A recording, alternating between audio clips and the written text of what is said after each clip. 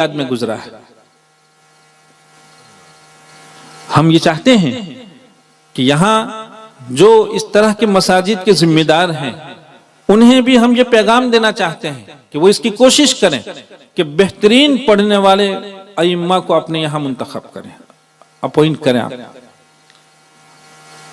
ہمارے یہاں تو یہ ہوتا ہے، اذان ہوتی ہے تو مؤذن پہلے بیڑی پیے گا، پہلا بیڑی تھی گرو برابر صاحب کرے پچھے اذان لا الہ الا اللہ. اور اذان کون، مؤذن کون ہوتا ہے؟ جو بیچارہ بالکل معطل ہوتا ہے، کہیں کامنا نہیں ہوئی لے بھائی میں نے مؤذن بنائی دیا ان کے. میرے بھائیو یہ علمیہ ہے اس امت کا، اس امت کا علمیہ ہے. ہمیں یاد ہے، ہم نے اپنے اساتذہ کرام سے سنا ہے کہ فلاح دارین میں جب بخاری شریف کا پہلا ختم ابتدا ہوئی، مولانا رشید صاحب نہیں، حضرت مولانا فخر الدین صاحب کو تشریف لائے تھے، بخاری شریف کے افتتاح میں تشریف لائے تھے. ہاں، اس وقت انہوں نے فرمایا تھا کہ جس گاؤں میں اذان شاندار ہوتی ہے اس گاؤں میں اتفاق ہوتا ہے، اور جہاں اذانیں غلط ہوتی ہیں وہ گاؤں اختلاف کا شکار ہو جاتا ہے. میرے بھائیوں، اور خاص کر کے اس زمانے میں ان حالات میں ہمیں یہ سمجھنا ہوگا کہ اذان ہمارا آپ کا تعارف ہے، ہمارا آپ کا تعارف ہے. اذانیں اتنی شاندار ہوں کہ ہمارے کان میں پڑیں تو اللہ کی یاد تازہ ہو جائے اور مصلی اپنا بستر چھوڑ دے، اور غیروں کے کان پہ پڑے تو کبھی بوجھ نہیں بن سکتی ہے وہ اذانیں. لیکن اس وقت یہ ہو رہا، اور یہ کوئی نئی باتیں نہیں ہیں. آپ نے سنا ہوگا کہ مدینہ المنورہ کی سب سے پہلے مؤذنی کا شرف جن کو حاصل ہوا حضرت بلال حبشی رضی اللہ تعالیٰ عنہ، ان کو کیوں مؤذن بنایا گیا تھا؟ وہ جہوری الصوت تھے. تو ادھر مکہ المکرمہ میں جن کو مؤذنی کا شرف دیا گیا وہ حضرت ابو محذورہ ہیں. اور حضرت ابو محذورہ فرماتے ہیں کہ سرکار دو عالم صلی اللہ علیہ وسلم دیکھا کہ کچھ جوان ہیں جو بہت عمدہ نقل اتار رہے ہیں، ان کو بلایا. 20 جوان تھے، وہ ان کو بلایا، اور ان کو بلانے کے بعد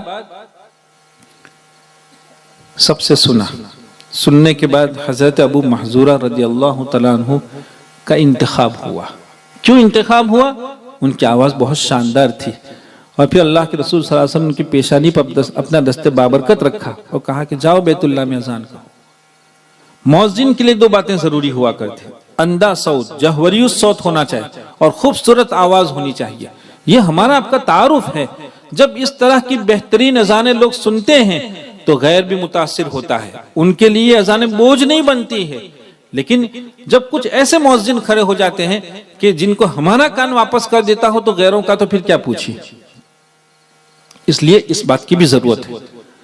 یہ اس امت کا علمیہ ہے کہ دنیاوی اعتبار سے لوگوں نے اتنی ترقی کی، چاہے وہ تعلیمی اعتبار سے ہو، ٹیکنیکل لائن سے ہو، یا چاہے میڈیکل لائن سے ہو. دنیا اتنی ساری ترقی کرتی چلی جا رہی ہے، لیکن ایسے وقت میں یہ امت ہے جو اپنے دین کے باب میں، علوم دینیہ کے باب میں اس کو جتنی دلچسپی لینی چاہیے، اسے جتنی ترقی کا شوق ہونا چاہیے وہ نظر نہیں آ رہا.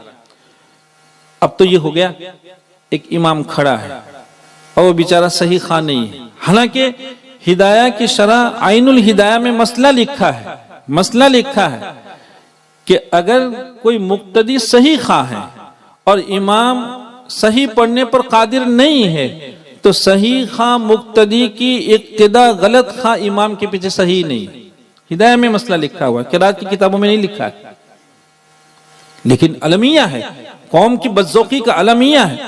اس طرح کی مجالس کا انعقاد، اس کا ایک بڑا مقصد یہ ہے کہ اس طرح کی مجالس سے ہم یہ پیغام دینا چاہتے ہیں کہ قرآن کریم اپنا ایک حق رکھتا ہے، اس کے حقوق کی پاسبانی ہونی چاہیے، اس کا لحاظ ہونا چاہیے.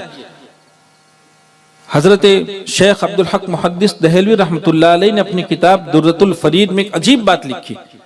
فرماتے ہیں کہ حجاج ابن یوسف نے، کتنا بڑا ظالم، 1,00,000 افراد کو بلا قصور کے ظالمانہ انداز میں اس نے قتل کروا دیا تھا.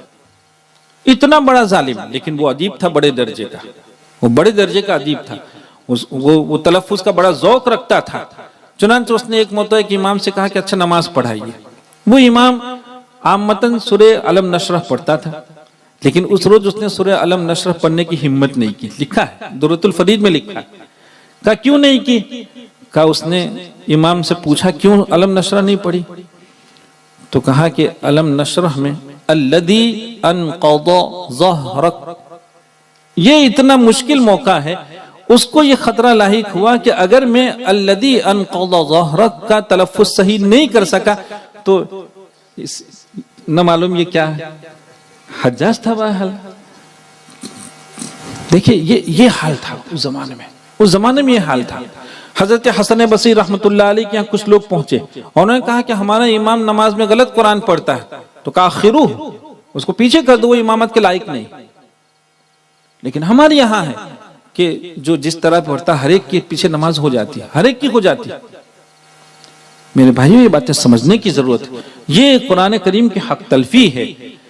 آپ نے اگر قرآن کریم کے حقوق کا خیال کیا، اس کی پاسبانی کی، تو انشاءاللہ العزیز ہم سب رحمت خداوندی کے مستحق ہوں گے. دیکھیں یہ جتنے بھی اولیاء ہیں، جتنے اکابر ہیں، انہیں چاہیے کہ وہ اپنے آنے والی نسلوں کے لیے بہترین راہ قائم کر کے جائیں. وہ بہترین راہ قائم کر کے جائیں. یہ قوم کے مقتدی لوگ ہوا کرتے ہیں. یہ اللہ کا شکر ادا کیجیے کہ اب علوم کا حصول اور قرات کو سنوارنا، اس کو نکھارنا اب اتنا مشکل نہیں رہا جو کسی زمانے میں تھا.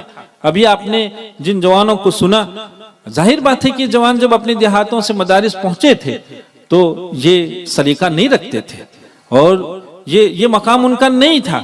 لیکن یہ نیک بخت لوگ ہیں، یہ سعادت مند لوگ